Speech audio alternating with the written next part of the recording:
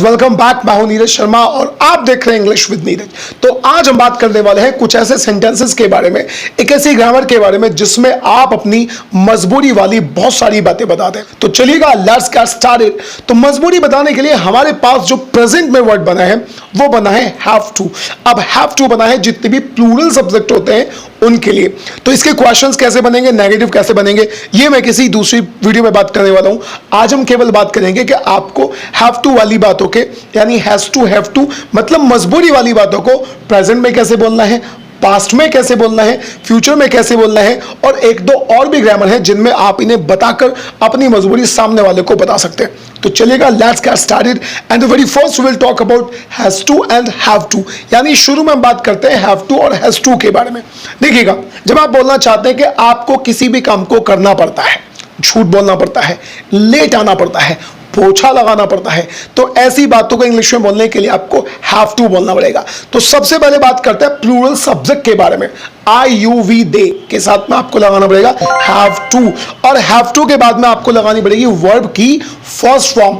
चलो इसके 4-5 एग्जांपल देके मैं आपको बताता हूं। मुझे झूठ बोलना पड़ता है, तो मुझे आई के साथ में लगा लो हैव टू, और हैव टू के बाद में झूठ बोलने की इंग्लिश, तो I have to tell a lie. हमें लेट आना पड़ता है, तो we have to come late, हमें लेट आना पड़ता है, we have to come late.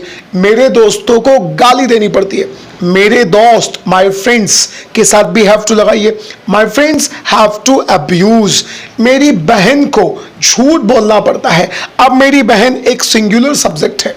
अगर हम बात करें सिंगुलर सब्जेक्ट के बारे में, ही, शी या कोई भी एक बंदा, तो उसके साथ में आपको हैव टू नहीं लगाना, फिर आपको लगाना पड़ेगा हैज टू। चलो इसके भी 4 एग्जांपल लेते हैं। उसे पोछा लगाना पड़ता है, ही या फिर she has to mop the floor. उसे झूठ बोलना पड़ता है, ही या फिर she has to mop the floor. मेरे भाई को गाली देनी पड़ती है, तो my brother has to abuse, my brother has to abuse. अब इन्हें आप अपनी लाइफ में ऐड कीजिएगा। अब हम बात करते हैं पास्ट के बारे में। मुझे करना पड़ा था, जाना पड़ा था या फिर जाना पड़ा, करना पड़ा था या फिर करना पड़ा, दोनों ही बातों को आप इंग्लिश में बोलेंगे हैड टू के बारे में। I you we they he she, किसी भी सब्जेक्ट के बारे में आप लगाइएगा हैड टू, और इसका मतलब हुआ कि मुझे काम करना पड़ा था। अरे यार, मुझे झूठ बोलना पड़ा था, I had to tell a lie. हमें लेट आना पड़ा था, we had to come late. उसे थूकना पड़ा, शी हैड टू स्पिट। अरे यार, उसको थूकना पड़ा, शी हैड टू स्पिट। उन्हें ट्रेन को मिस करना पड़ा, they had to miss the train, they had to miss the train. अब दोस्तों बात करते हैं, आप कई बार लगाते हैं कि आपको काम प्रेजेंट में करना पड़ रहा है, लिखना पड़ रहा है, जाना पड़ रहा है, स्मोक करना पड़ रहा है अभी के अभी। तो इस बात को इंग्लिश में बोलने के लिए आपको इज़-एम-आर के साथ में हैविंग टू लगाना पड़ेगा, इज़-एम-आर प्लस हैविंग टू, और उसके बाद जो भी वर्ब आएगा उसे आपको फर्स्ट फॉर्म में ही बोलना पड़ेगा। मुझे जाना पड़ रहा है, I am having to go. मेरे दोस्तों को आना पड़ रहा है, my friends are having to come. हमें इंग्लिश सीखनी पड़ रही है, we are having to learn English, we are having to learn English. मेरी बहन को आज पोछा लगाना पड़ रहा है, मेहमान जो आने वाले हैं, तो my sister is having to mop the floor, my sister is having to mop the floor. अब बढ़ते हैं दूसरे यूज की तरफ, और वो है दोस्तों, आपको कोई काम अभी अभी करना पड़ा है। यार क्या बताऊं, बस पोछा लगाना पड़ा है, मुझे झूठ बोलना पड़ा है, इंग्लिश बोलनी पड़ी है। जब आप बताना चाहते हैं कि आपको कोई काम अभी अभी करना पड़ा है, तो इस बात को बोलने के लिए आपको हैज हैव लगाना पड़ेगा, प्रेजेंट वाले, जिसके बाद में आप बताते हैं कि आपने किसी काम को कर लिया। अब हैज हैव के बाद में आप लगाओ had to, has have had to, और वर्ब की फर्स्ट फॉर्म। चलो इसके भी 4 एग्जांपल देके मैं आपको बताता हूं। मुझे अभी पोछा लगाना पड़ा है, I have just had to mop the floor. हमें इंग्लिश सीखनी पड़ी है अभी 1 महीना पहले, we have just had to learn English, we have just had to learn English. मुझे उसकी बात अभी माननी पड़ी है, I have just had to obey him, I have just had to obey him. मेरी बहन को अभी अभी आना पड़ा है, my sister has just had to come, my sister has just had to come. तो ये बात आपने बोली। अब अगर आपको बोलना पड़े कि आपको कोई काम फ्यूचर में करना पड़ेगा, क्या बताओ यार, जाना पड़ेगा, तो इस बात को बोलने के लिए आपको विल हैव टू के साथ बोलना पड़ेगा।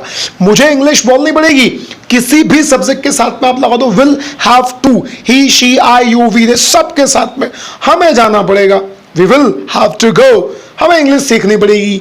We will have to learn English, तुम्हें टाइम पे आना पड़ेगा। You will have to come on time, मेरे भाई को तो यार इंग्लिश बोलना पड़ेगा। My brother will have to speak English. और कई बार आपको हिंदी में ऐसे भी बोलना पड़ सकता है, मुझे शायद जाना पड़ सकता है, मुझे शायद आना पड़ सकता है, उन्हें शायद पैसा खर्च करना पड़ सकता है या करना पड़ेगा। तो आप इस टाइप की, यानी शायद करना पड़ेगा, तो आपको इस टाइप की बातों को इंग्लिश में बोलने के लिए बोलना पड़ेगा मे हैव टू, या फिर बोलना पड़ेगा माइट हैव टू। दोनों का सेम ही यूज होगा। हमें शायद जाना पड़ेगा, we may have to go, या we might have to go, तुम्हें शायद पैसा खर्च करना पड़ेगा। You may have to spend the money, या फिर you might have to spend the money. मेरे दोस्तों को शायद मोबाइल खरीदना पड़ सकता है, या शायद मोबाइल खरीदना पड़ेगा। तो my friends may have to buy the mobile, या my friends might have to buy the mobile. तो दोस्तों इस तरह की सारी बातों को आप अपनी कॉन्वर्सेशन में ऐड कर सकते हैं, और हैज टू हैव टू को प्रेजेंट में, पास्ट में, फ्यूचर में, और इस अंदाज में आप बिल्कुल बोल सकते हैं।